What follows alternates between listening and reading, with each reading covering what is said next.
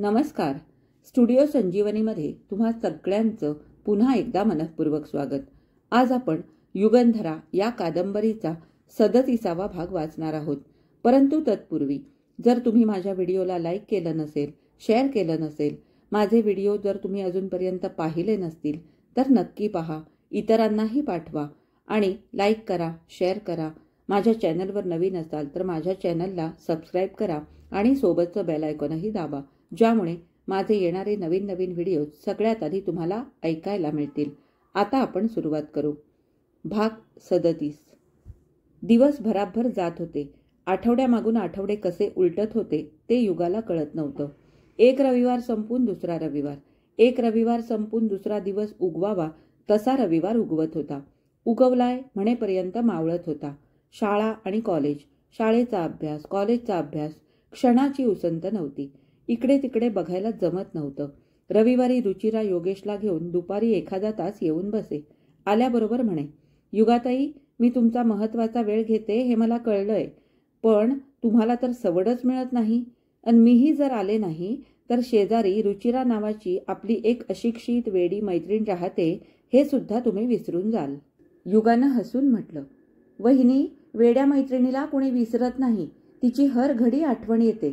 पुष्कळ वेळा शहाण्या सुरत्या माणसांची मात्र विस्मृती होते. परवा एक गंमत झाली. रस्त्यात मला आमच्या इंग्लिशच्या प्रोफेसरांच्या गृहिणी भेटल्या. त्या अगत्यानं थांबल्या. म्हणाल्या, काय युगंधरा, सध्या काय करतेस? मला युगंधरा म्हणणारी, अगत उगं करणारी, अगत्यानं विचारणारी ही बाई कोण? मी गोंधळले. त्यांनी विचारलं, मला ओळखलं नाहीस? त्यांच्या स्वरात असा आविर्भाव होता की त्यांना न ओळखणं हा त्यांचा घोर अपमान होता. त्यांचा चेहरा ओळखीचा वाटत होता, पण नाव लक्षात येत नव्हतं. रुचिरा हसली. माझ्या बाबतीत तसं व्हायला नको म्हणून मी आपली दर रविवारी येऊन हजेरी लावते. रविवार केव्हा येतो वाट बघत असते. आणि तासाभरासाठी आलेल्या रुचिराचे 2 तास केव्हाच निघून जात. घरी जाताना कधी ती योगेशला मुद्दाम ठेवून जाई. म्हणे, झोपलाय तो, झोपू द्या हो, उठला की घेऊन या. दोघींची मैत्री वाढत होती. रुचिरा ती वाढवीत होती. तिच्या अंतरीचा वाढता जिव्हाळा युगाला जाणवत होता. रुचिरा वहिनीशी गप्पा हा तिचाही अलीकडे मोठा विरंगुळा होऊन बसला होता. ती आली की युगाचं मन प्रसन्न होऊन जाई. अभ्यासानं आणि इतर अनेक गोष्टींनी श्रांत मलूल झालेलं तिचं मन पुन्हा ताजं टवटवीत होई. दिवाळीची सुट्टी लागल्याबरोबर फिक्स्ड प्रोग्रॅमप्रमाणे अभिजित विद्यार्थी आणि प्रोफेसर यांच्याबरोबर काश्मीर सहलीला निघून गेला. युगाला दिवाळीची सुट्टी लागली. रुचिरानं विचारलं, युगाताई, तुमच्या कॉलेजची ट्रीप बंगलोर म्हैसूरला जाणार आहे ना? हो ना. किती दिवसांची ट्रीप आहे? 12 दिवसांची. म्हणजे मग 12 दिवस मी आणि युगेश तुमच्या सहवासाला मुकणार. आता युगेशला तुमची इतकी सवय झाली. तुम्हाला दुरून बघितलं तरी कसा झेप घेतो तुमच्याकडे. बघितलंत ना?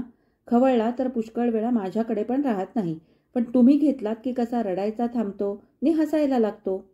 युगा हसली. तिनं म्हटलं, आणि याच्या उलट तर नेहमीच घडतं. वहिनी, मला वाटतं लहान मुलांना एकाच हाताचा कंटाळा येत असावा. अनेक हात त्याला आलटून पालटून बरे वाटत असावेत. हे आपलं माझं ऑब्झर्वेशन. काल बघितलं नाहीत? त्याच्या हातात खुळखुळा दिला तर थोडा वेळ खेळला, रमला, मग त्यानं तो फेकून दिला, पुन्हा फेकला, शेवटी चिडला आणि दुसरं खेळणं दिलं तेव्हा कसा खेळायला लागला. कमाल तुमची युगाताई. तुमचं ऑब्झर्वेशन अगदी अचूक. संसारात न पडून सुद्धा संसारशास्त्राचे बारकावे तुम्हाला चांगले हेरता येतात. यात बारकावे कसले? जे दिसलं ते सांगितलं. रुचिरानं हसून म्हटलं, मग तुमच्या ऑब्झर्वेशनप्रमाणे युगेश 10-12 दिवस मला खूप त्रास देणार. कारण तुम्ही जाणार, आई जाणार. आई जाणार आहेत? दिवाळीला इथं राहणार नाहीत? मीच म्हटलं जा, कारण वहिनी घरी एकट्या. दिवाळीला आमच्या घरी तिथं माणसांची खूप ये-जा असते. वाडी, मळे, तिथली सगळी दरवर्षी दिवाळीला फराळाला येतात. आई हवीच. आई म्हणाली, करील सूनबाई.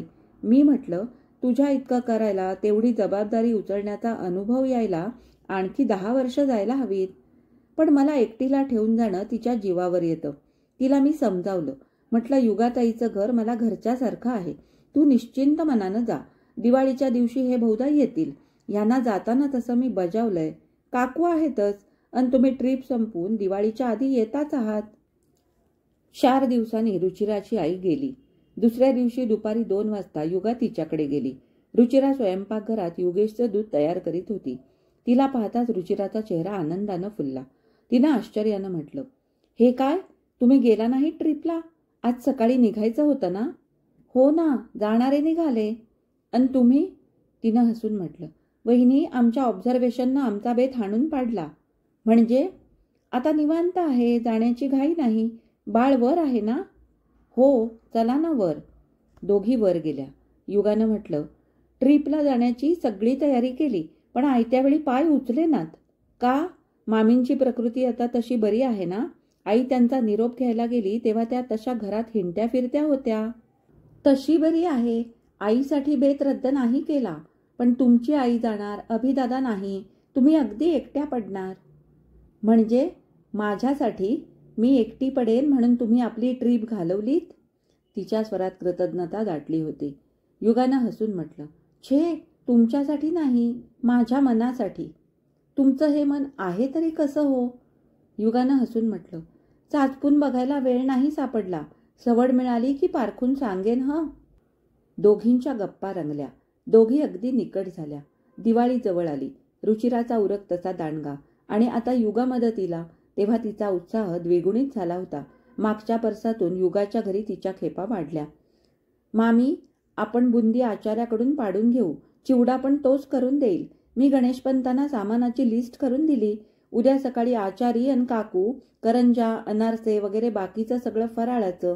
एक दिवस तुमचं, एक दिवस आमचं, असं आळीपाळीनं करतील. कशी वाटली माझी कल्पना? युगा तिच्याकडे पाहतच राहिली. तिच्या बोलण्यात केवढा आत्मविश्वास होता. ही नुकतीच संसारात पडलेली अनुभवी रुचिरा आहे की संसारात मुरलेली, जबाबदारीचं ओझं अर्ध्या आयुष्यावर वाहून नेलेली तिची सासू अगर आई बोलते हेच युगाला कळेना. तिच्या बोलण्यात केवढा आत्मविश्वास होता. माणसं जोडण्याची, शेजारघरी एकोपा निर्माण करण्याची तिच्यात केवढी शक्ती होती. अनवर केवढी रुजुता. युगानं तिला बसण्यासाठी पाठ मांडीत हसून म्हटलं, काकू, आधी कब्बर चहा करा. बहिणींना बोलता बोलता केवढी धाप लागली. हां, धाप लागते. युगाताई, म्हटलं, गोदामाईच्या पाण्यावर हा पिंड पोचलेला आहे. हं, तरीच कधी काळी गोदातटी पंचवटीत राहून गेलेल्या सीतामाईचा गुण त्या पाण्यातून तुमच्यात उतरलाय खरा. युगाच्या आईनं म्हटलं, हे बघ रुचिरा, तू उगीच दगदग करू नकोस. तुझं लहान मूल, माई इथं नाहीत, पण तुम्ही आहात की. म्हणूनच सांगते, तू फार दगदग करू नकोस. तुमची राधाबाई आहे ना, गणेशपंतांच्या बायकोला बोलाव. आमच्या काकू येतील मदतीला. या सगळ्यांना बोलावणारच आहे. माझी नि युगाताईची आपली दुरून सुपरविजन. मग त्या कल्पनेप्रमाणे दोन्ही घरचे सगळे फराळाचे पदार्थ तयार झाले. रुचिरानं आणखी काही खास पदार्थ बनवून आपलं पाककौशल्य प्रचितीस आणून दिलं. रुचिराला मदत म्हणून युगाचा सगळा दिवस रुचिराच्या घरी जात होता आणि रात्री तिच्या सोबत राहायला आईनंच तिला सांगितलं होतं. रात्री बिछाण्यावर पडल्या पडल्या दोघींच्या गप्पा चालत. विषय शोधावे लागत नव्हते. अनेक विषय, अनेक गोष्टी. छोटे छोटे ओहोळ ओढ्याला येऊन मिळावेत आणि त्याचा प्रवाह वाहत राहावा, तशा अनेक गोष्टी त्यांचा वाकप्रवाह खंडित होऊ देत नव्हत्या. दोघींच्या मधला उरला सुरला दुरावा केव्हा नाहीसा झाला होता हे त्यांना कळलं सुद्धा नव्हतं. शेजारी शेजारी वाढणाऱ्या 2 झाड्यांच्या फांद्या हलके हलके नकळत एकमेकात गुंतून जाव्यात तसे दोघींचे स्नेहबंध एकमेकात गुंतून गेले होते.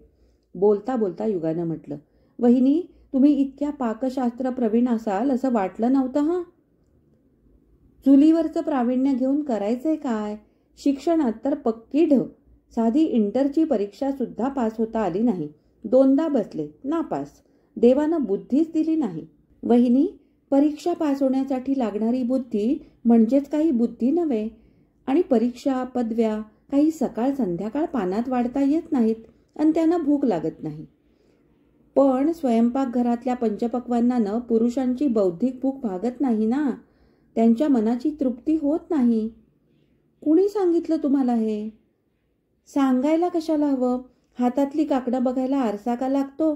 पुष्कळ वेळा असं वाटतं की मनातून ते नाराज असावेत. अशी आपली एक वेडी कल्पना मनात येते की माईंचं मन मोडू नये म्हणून त्यांनी पसंत केलेल्या मुलीशी आपल्या इच्छा दडपून तर लग्न केलं नाही. नाहीतर तर तसं बघितलं तर मी फार कमी शिकलेली. त्यांना किमान पदवीधर मुलगी शोभली असती. रुचिरा बोलत होती. मनीचं गुह्य सांगत होती. तिच्या शब्दांची पावलं ज्या दिशेला निघाली होती ती दिशा पाहताना युगाचं मन थरथरलं. तिची छाती धडधडू लागली. ते बोलणं थांबवण्यासाठी तिनं म्हटलं, वहिनी, लग्न हे गणित का आहे? डबल पदवीधर मुलाला किमान पदवीधर मुलगी, ट्रिपल ग्रॅज्युएटला डबल ग्रॅज्युएट वधू. युगाताई, पदव्यांचा हिशोब नव्हे, पण नवरा बायकोची बौद्धिक पातळी सारखी नको का? मला मनातून कधी कधी वाटतं की मी ह्यांच्यापेक्षा फार खालच्या पायरीवर आहे. सुरुवातीला तर मला फार वाटायचं. मी ह्यांना एकदा म्हटलं सुद्धा, तुमची इच्छा असली तर मी पुन्हा कॉलेजात जाते. जाऊ का? अगदी मन लावून अभ्यास करीन. BA होते. मग माशी कुठे शिंकली? हे म्हणाले, तू मूर्ख आहेस. मला पदवीधर बायको हवी असती तर तुझ्याशी लग्न केलं नसतं. युगा खदखदून हसली. वहिनी, कॉंग्रॅच्युलेशन्स, हार्टी कॉंग्रॅच्युलेशन्स. कशाबद्दल? मला मूर्ख म्हटलं म्हणून? नाही, पदवीधर मुली सोडून अभिदादानं तुम्हालाच पसंत केलं म्हणून. अन वहिनी, त्याच्या उत्तरानं तुमचं शंका निरसन नाही का झालं? रुचिरा स्तब्ध राहिली. मग थोड्या वेळानं तिनं म्हटलं, युगाताई, तुम्हाला एक विचारू का? युगाच्या हृदयाचे संथ ठोके एकदम जलद झाले. ती अवाक झाली. जे संभाषण चाललं होतं त्याच्या अनुरोधानं तिला रुचिराच्या प्रश्नाचा अंदाज आला, पण काय उत्तर द्यावं याचा मनाशी निर्णय होईना. युगाताई, झोप लागली का तुम्हाला? तुम्हाला झोपू न देता मी आपली बडबडत राहते. रुचिरा स्वतःशीच बडबडली.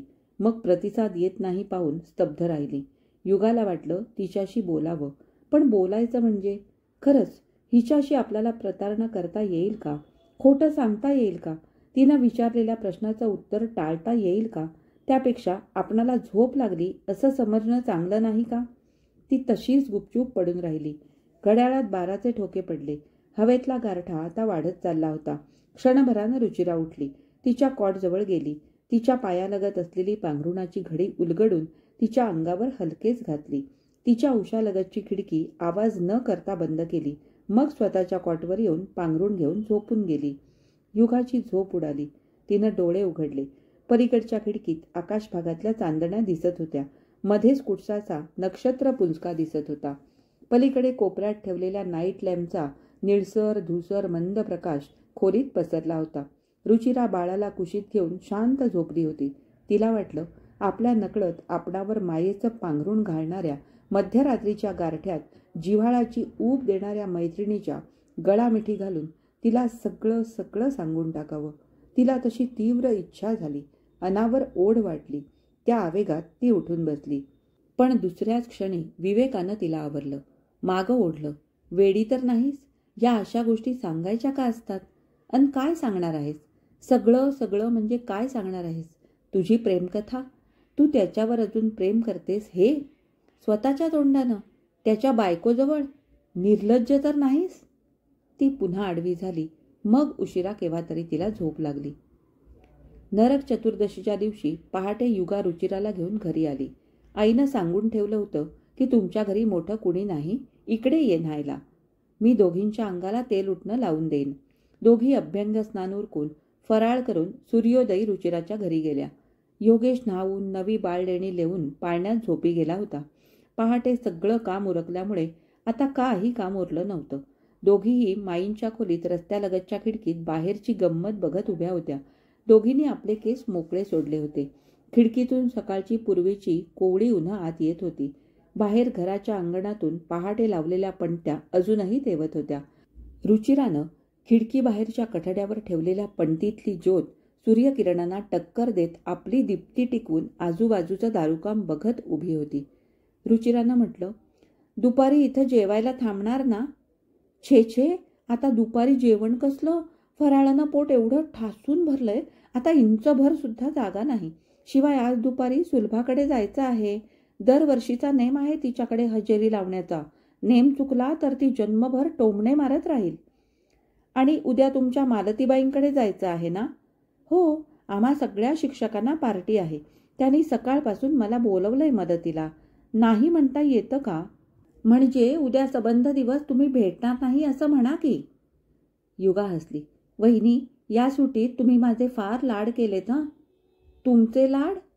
नाहीतर कुणाचे? सबंध दिवस गप्पा, खाणं पिणं, पुस्तकाला हात लागला नाही. आता सोमवारपासून शाळा कॉलेज सुरू होईल. दुसरी टर्म आहे म्हटलं. आता गप्पा बिप्पा सगळं बंद हं, परीक्षा होईपर्यंत. आणि रविवार? आता सगळे वार सारखे. रविवारी जादा तास, अजिबात फुरसत नाही. पण मग? तेवढ्यात टांग्याचा आवाज आला. दाराशी टांगा थांबला. अभिजित टांग्यातून उतरला. रुचिरा आनंदाश्चर्यानं उद्गारली, अगं बाई, परवा येणार होते ना? आणि ती तशीच लगबगीनं खाली धावली. अभिजित बॅग घेऊन फाटकात शिरला. सहज त्याची नजर वर खिडकीकडे गेली. तो एकदम तिथंच थबकला. तो काहीसा विस्मयचकित होऊन आपणाकडे पाहत उभा आहे हे तिच्या लक्षात येताच ती संकोचली. खिडकीतून एकदम दूर झाली आणि तो घरात शिरण्यापूर्वी जिना उतरून स्वयंपाकघरातून मागच्या दारानं आपल्या घरी निघून गेली. जाता जाता पूर्वीचा केव्हाचा तरी एक प्रसंग एकाएकी तिला आठवला. कॉलेजात असताना कुठच्याशा एका रविवारी ती याच खिडकीत सकाळच्या कोवळ्या उन्हात आपले केस वाळवीत उभी होती. अभिजित कुठूनचा बाहेरून येत होता. त्याची नजर सहज वर गेली. तो असाच थपकून आपल्याकडे बघत राहिला. मग वर येऊन त्यानं म्हटलं, युगे, तुझे डोळे काय विलक्षण आहेत ग. विलक्षण म्हणजे रे कसे? हं, सांगू, तुझे डोळे हॉन्टिंग आहेत. हॉन्टिंग म्हणजे काय? हॉन्टिंग हाऊस म्हणजे भुताटकीचं घर, भूतानं पछाडलेलं घर. माझे डोळे भुताटकीसारखे आहेत? इश्श, काहीतरीच काय बोलतोस? काहीतरी नाही, बस तसेच, भूतासारखेच. एकदा का ते मानगुटीला बसले की हलत नाहीत, मनाभोवती सारखे घोटाळत राहतात. आता त्याला ते आठवलं असेल. हॉन्टिंग. माणसाच्या जीवनात घडलेले कित्येक प्रसंग असेच हॉन्टिंग असतात का? खरंच काही आठवणी तर भूतासारख्या नित्य मानगुटीला बसलेल्या असतात. एकदा त्यांनी पछाडलं की त्या हलत नाहीत, मनाभोवती फेर धरून बसतात, घुमत राहतात. अशा किती आठवणी, किती प्रसंग. संध्याकाळी युगा सुलभाकडून परत आली. त्याच वेळी मागच्या दारातून रुचिरा घरात शिरली. तिच्या मागोमाग जिना चढत रुचिरानं म्हटलं, तुमची वाट पाहत मी खिडकीतच उभी होते. तुम्हाला येताना पाहिलं आणि लगेच घाईनं आलेच. घाईनं? कसली घाई? तिच्या कॉटवर हातातलं पुडकं ठेवून रुचिरानं म्हटलं, हे द्यायला आले. इकडून हुकूम आला, आत्ताच हे देऊन ये. म्हटलं जी अन आले. तिच्या स्वरात नाराजी होती, पण ती खोटी होती. तिला द्यायला निमित्त मिळालं याचीच खुशी अधिक होती. कसलं पुडकं? मला काय माहीत. आता तुम्ही सोडून त्यात काय आहे ते मला सांगा. माईने दिल्लीहून तुमच्यासाठी पाठवलंय. म्हणजे अभिदादा दिल्लीला गेला होता? हो, काश्मीरहून दिल्ली. पुतण्याला बघायला गेले होते. युगानं पुडकं सोडलं. आत रेशमी भरतकाम केलेला हिरवट रंगाचा गरम कोट होता. रुचिरानं म्हटलं, मलाही असाच कोट पाठवलाय, निळसर रंगाचा. दिवाळी भेट म्हणून त्यांनी हे पाठवलेत. युगा स्तब्ध राहिली. रुचिरानं म्हटलं, अन काय हो, सकाळी तुम्ही केव्हा निघून आलात ते कळलंच नाही. मला वाटलं वर आहात. निघून का आलात? युगानं हसून चेष्टेनं म्हटलं, वहिनी, टू इज कंपनी. माझं इंग्लिश कच्चं, मला कंपनी बिंपनी काही कळत नाही ते. पण आमच्या दोघात तुम्हाला येण्याचा हक्क आहे. हक्क? अर्थात फार पूर्वीपासूनचा हक्क आहे. तुम्हीच तो प्रस्थापित केलेला आहे. म्हणजे मी नाही समजले. वेळ घेऊन पेडगावला जाऊ नका. सांगा, आहे की नाही? रुचिरा काय म्हणते हे तिला कळेना. असं कोड्याच्या भाषेत संदिग्धपणे बोलून ती काही विशिष्ट भाव सुचवू पाहते काय? अभि ज्या पद्धतीनं आपणाशी वागतो, हो, अन आपणही त्याच्याशी ज्या पद्धतीनं वागतो. रुचिरा तशी फार धूर्त आहे. तिला निश्चितच काही कल्पना आली असेल, कदाचित माहीतही असेल. त्याच्या अनुरोधानं ती हे असं बोलते का? युगानं म्हटलं, तुम्ही म्हणाल ते खरं. थोड्या वेळानं रुचिरा गेली. युगा क्षणभर निरखून त्या कोटाकडे पाहत राहिली. हा कोट दिल्लीचा की काश्मीरचा? एवढी नसती ऊब कशाला? तिनं ती घडी न उलगडता तशीच पुन्हा कागदात नीट गुंडाळली. कॉटखालची बॅग पुढं ओढली आणि त्यात ते पुडकं नीट ठेवून दिलं. आजचा हा 37वा भाग इथंच संपला. आता आपण भेटू युगंधरा कादंबरीच्या 38व्या भागामध्ये. तोपर्यंत मी तुमचा निरोप घेते. धन्यवाद.